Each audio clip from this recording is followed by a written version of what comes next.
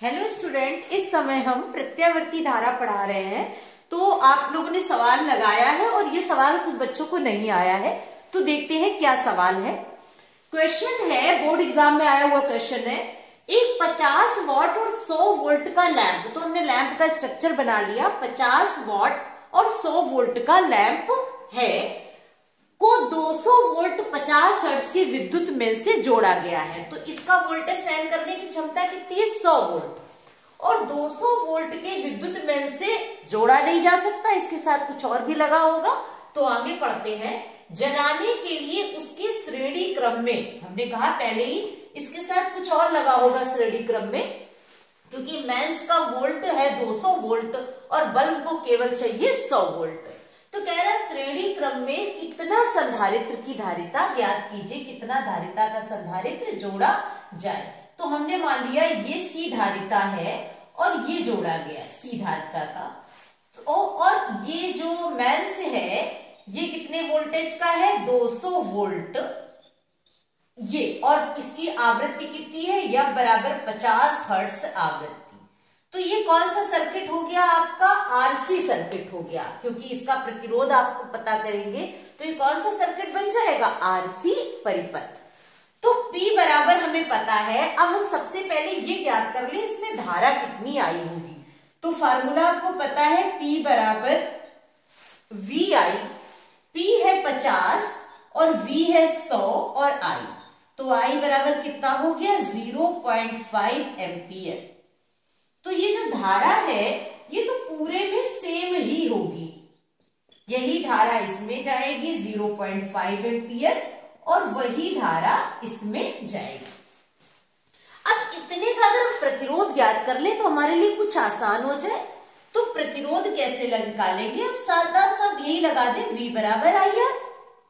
तो V कितना है? इसका वोल्टेज है 100 और I अभी आपने निकाल लिया, और R, तो R बराबर 200, 5 दूनी 10 दशमलव हटा 200 ओम।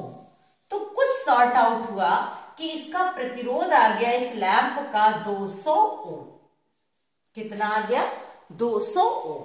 अच्छा, इसका टोटल I पता है, टोटल जो प्रतिरोध होगा 2 का, तो उसे क्या कहते हैं? प्रतिबाधा, इम्पीडेंस।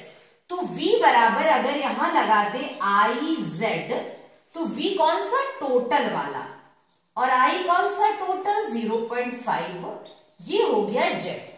तो 5 और 20, 400 ओम इस परिपथ की आ गई प्रतिबाधा। बहुत चीजें हम निकालना है। प्रतिबाधा आ गई और R आ गया। अब हम इस क्वेश्चन को रफ करे दे रहे हैं, यहीं पर आगे हल करेंगे, क्योंकि आपको पता है बोर्ड उतना ही है। तो अब देखिए R आ गया, हमें केवल फाइनल चाहिए क्या? C चाहिए। तो C के लिए सूत्र पता है कि Z² बराबर R² प्लस XC²।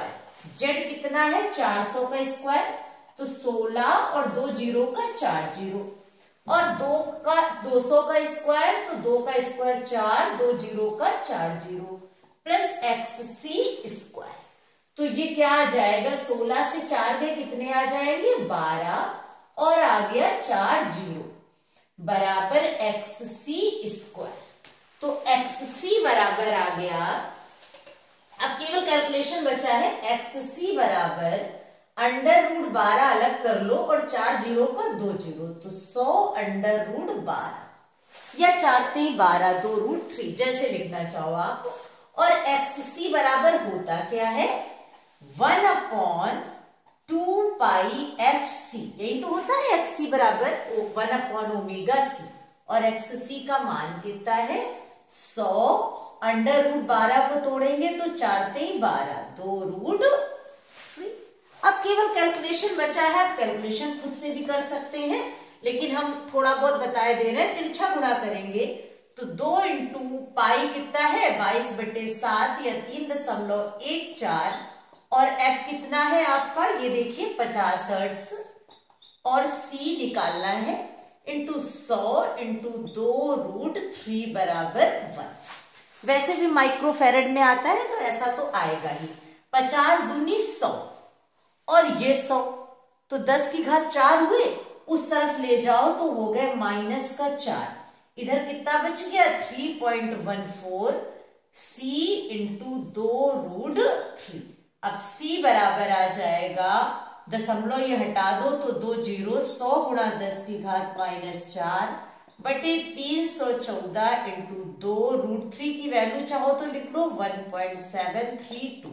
इसको आप हल कर लीजिएगा, 9 पॉइंट समथिंग इंटू 10 की घात -6 फैराड आंसर आएगा। थैंक्स लास्ट तक वीडियो देखने के लिए। आप लोग खूब मेहनत से लगाते रहिए सवाल।